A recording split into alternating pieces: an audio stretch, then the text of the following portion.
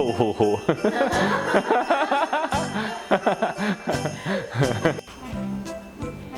Ho, ho, ho! Eu não tenho barba porque a minha barba é muito tosca, gente. Eu juro pra você que eu tentei comprar uma barba legal e essa era a expectativa. Essa foi a realidade. Essa barba é muito tosca. Eu não vou fazer com barba, igual da outra vez que eu fiz. Mas esse é o vídeo de Natal.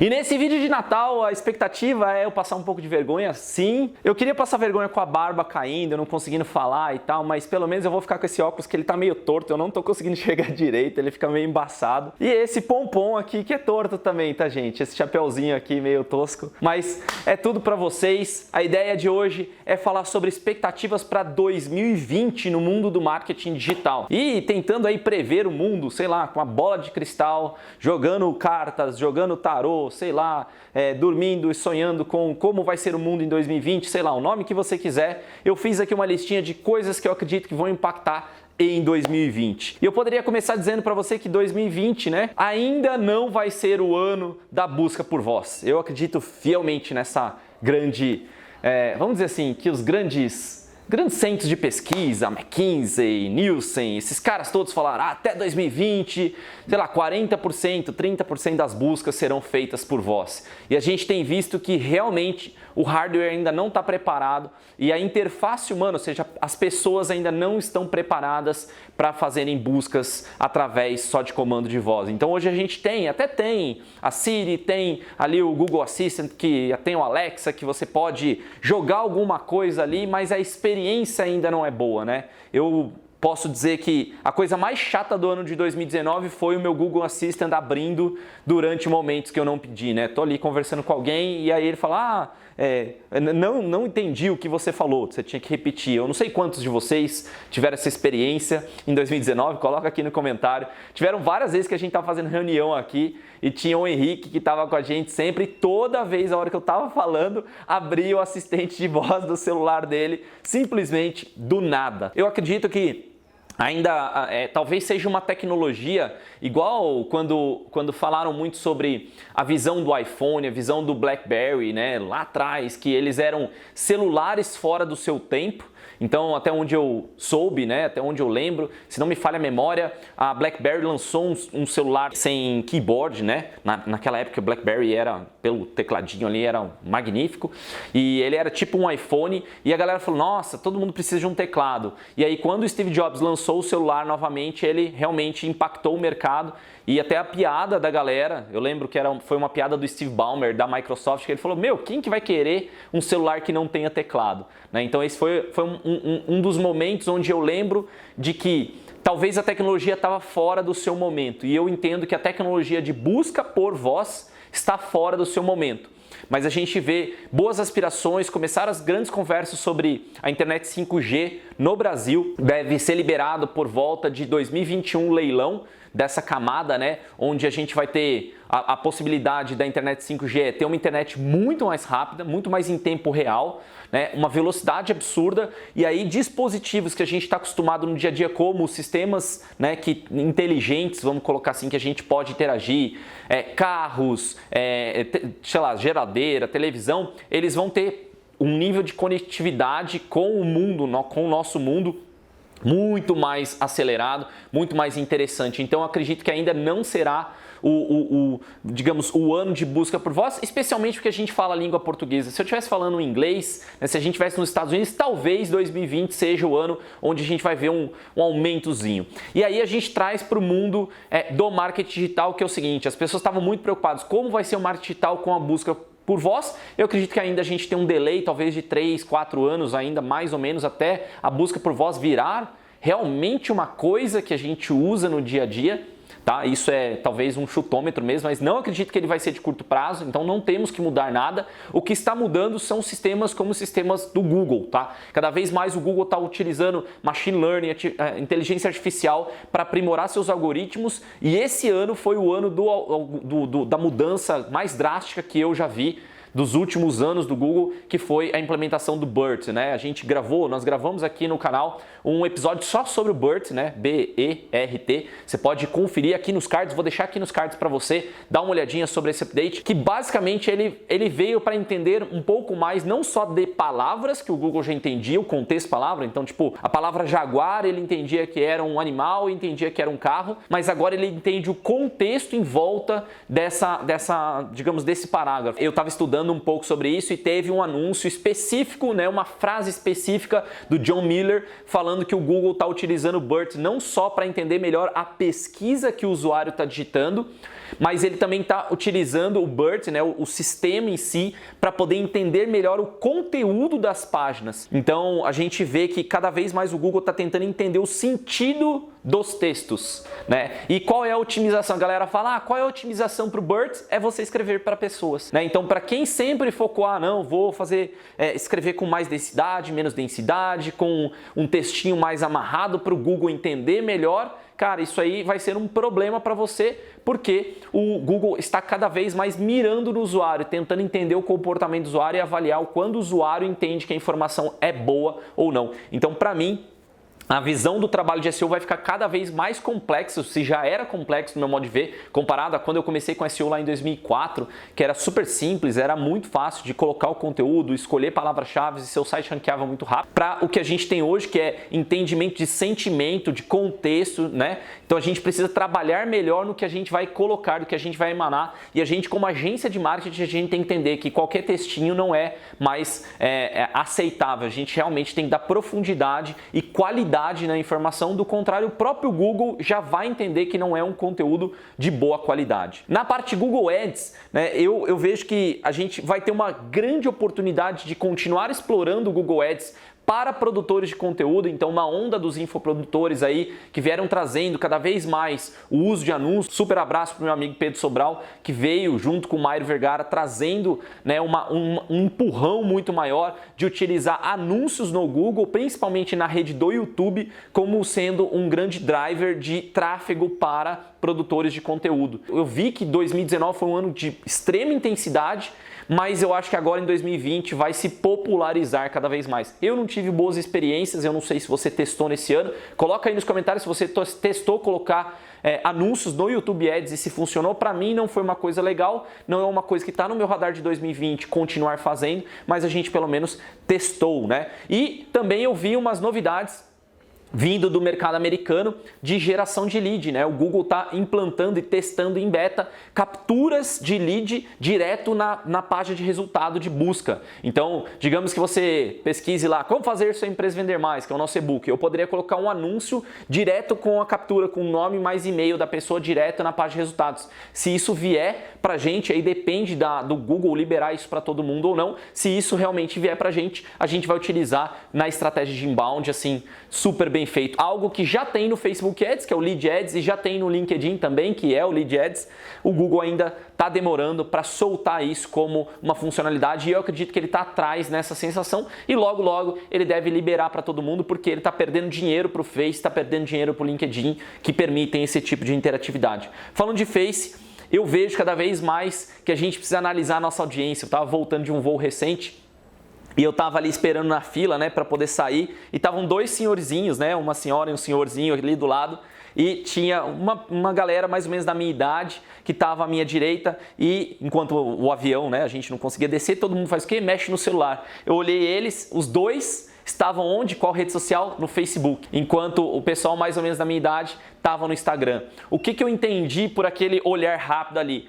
Existe uma certa audiência que ainda está no Face, então possivelmente terceira idade ou pessoas a partir de 50 anos, eles continuam no Facebook, enquanto uma geração compradora, que é público realmente ativo, que gasta dinheiro na internet, está ativo no Instagram. E a gente tem uma próxima geração chegando, possivelmente da minha sobrinha, por exemplo, mais ou menos 16 anos a 18 anos, utilizando o TikTok como sendo uma rede de troca de mensagem, assim como ainda utilizo o Snapchat. Outro dia eu estava vendo ela mexer, ela usa o Instagram, ela usa o TikTok e ela usa o Snapchat. Mas eu notei um comportamento de um ano para cá, ela voltou a utilizar mais o Instagram. Talvez seja um comportamento de o fato do Instagram ter suprimido, né, ou clonado, vamos colocar assim, clonado o modelo do Snapchat, clonado o modelo do TikTok, está fazendo com que a audiência, né, não vá para essas outras redes e que essas pessoas, essa nova geração não tenha vontade de sair da rede social. Por quê? Porque eu tenho todas as funcionalidades novas lá.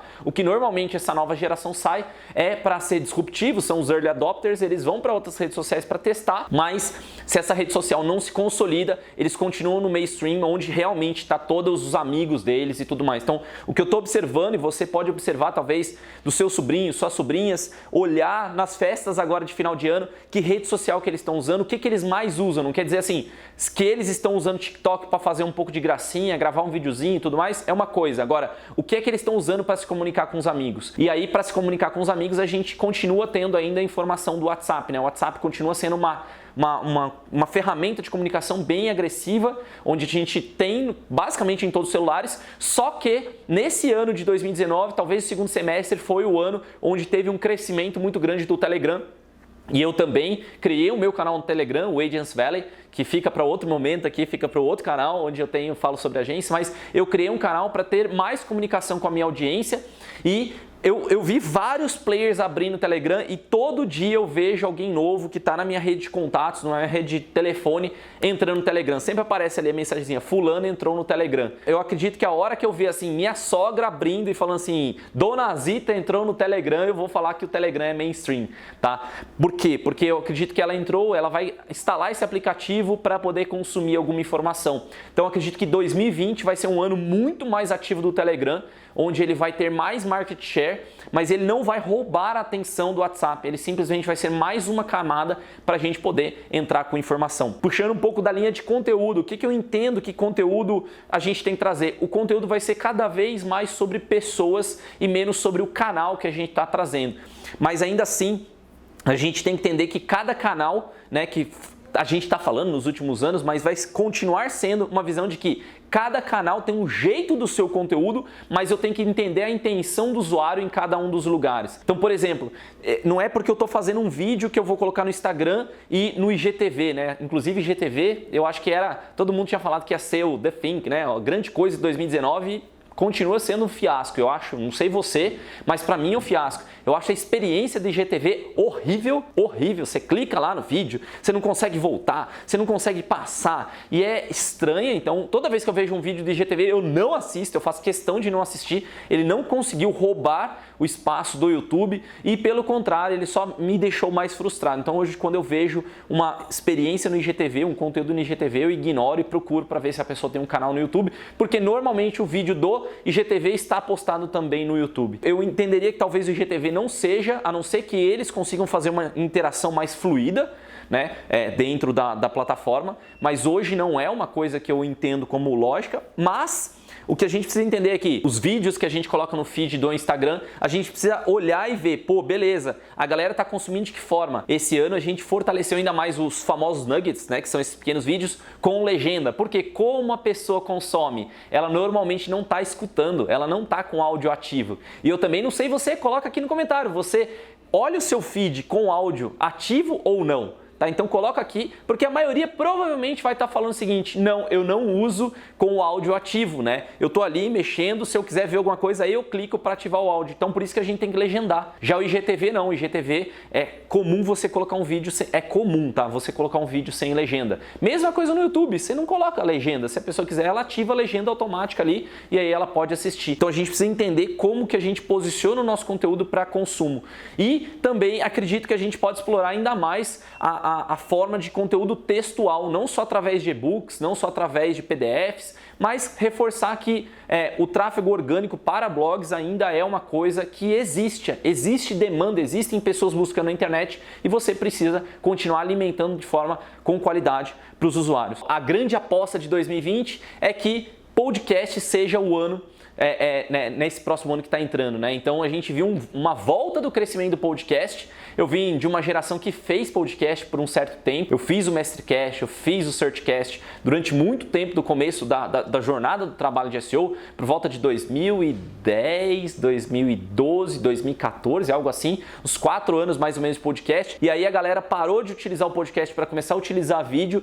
E esse ano a gente viu uma crescente em pessoas começando podcasts e também escutando podcasts. Então, se você escuta algum podcast, coloca aqui embaixo nos comentários, eu quero saber se você realmente escuta. Eu hoje não paro para escutar podcasts todos os dias, mas eu sei que tem pessoas que todos os dias escutam alguma coisa, ou pelo menos toda semana escutam podcast para consumir alguma informação. Eu entendo que vai ser mais uma mídia para a gente poder levar conteúdo, levar informação para as pessoas. Talvez seja uma coisa que a gente coloque aqui no nosso radar de trabalho, mas nesse momento, nesse ano ainda de 2019, a gente não quis fazer o podcast porque a gente estava concentrado em outras estratégias. Mas 2020 é o ano que possivelmente mais pessoas vão entrar no mundo do podcast, mais pessoas vão consumir podcast. Lá nos Estados Unidos, realmente 2019 foi o ano do podcast, não vai ser 2020, mas 2019 já foi, teve uma adoção muito grande e eu acredito que essa onda em 2020 vai bombar ainda mais. E por último, que não menos importante, se eu tivesse que falar uma coisa de marketing digital que você tem que estudar de qualquer forma em 2020, porque senão você vai ficar para trás, é ter inteligência sobre dados. Lá dentro do RD Summit eu pude ver a palestra do Will Reynolds falando sobre Power BI, sobre como que eles tomam decisões baseadas em dados. Alguns anos atrás, se não me falha a memória, 2 anos atrás, o Avinash Kaushik, ele deu uma palestra também falando sobre inteligência, utilizando dados, utilizando machine learning para tomada de decisão com dados, e a gente precisa aprimorar nesse quesito. Agências digitais, consultores, freelancers, analistas de marketing digital que não sabem trabalhar, tomando decisão por dados, eles estão com os dias contados, porque o que a gente precisa em 2020 é de eficiência, e contra dados não há argumentos. A gente sempre fala isso nas reuniões aqui de segunda, falando para as pessoas, se você mostrar o dado para o seu cliente, a informação para o seu cliente, não tem como rebater, porque a informação é uma coisa tangível, palpável, que você pode tirar insights dela, mas o dado está lá. E a gente precisa criar muito bem essa camada de tirar a informação por dados e também tomar decisão pelos dados, tá? Então, tomar muito cuidado da gente não deixar e ficar para trás. E uma das coisas que eu fiz para mim mesmo, eu comprei um curso bem simples de Power BI, porque eu queria realmente aprender Power BI. Finalmente, eu estou quase terminando esse curso e estou achando super legal de coisas que eu posso fazer não só para tomar melhores decisões com o marketing digital, mas tomar melhores decisões para a minha empresa. Eu posso jogar vários dados da minha empresa lá e tirar vários insights com apenas alguns cliques. Então, fica aqui a minha recomendação de que você estude mais. Não é só estudar sobre ferramenta, tá? Cuidado com isso, que às vezes a pessoa coloca assim, estudar sobre Power BI, esse é o ano do Power BI. Não, é o ano sobre inteligência, criar insights e ter inteligência através de dados. Isso que é o importante, você ter o dado, conseguir entender a informação que foi colocada lá e tomar uma decisão baseada em dados. Isso é o rico realmente para o nosso ano de 2020. Eu, por fim, queria desejar para você um Feliz Natal, Feliz Ano Novo, que você tenha todas as realizações no ano que vem, que sejam ótimas festas com os seus familiares, com seus amigos, com as pessoas que você gosta, e espero te encontrar aqui de novo em 2020 por várias vezes no nosso canal, que a gente vai ter vídeo novo toda semana, tá? Não esquece disso. Um grande abraço e a gente se vê na próxima oportunidade. Ho, ho, ho. Feliz Natal!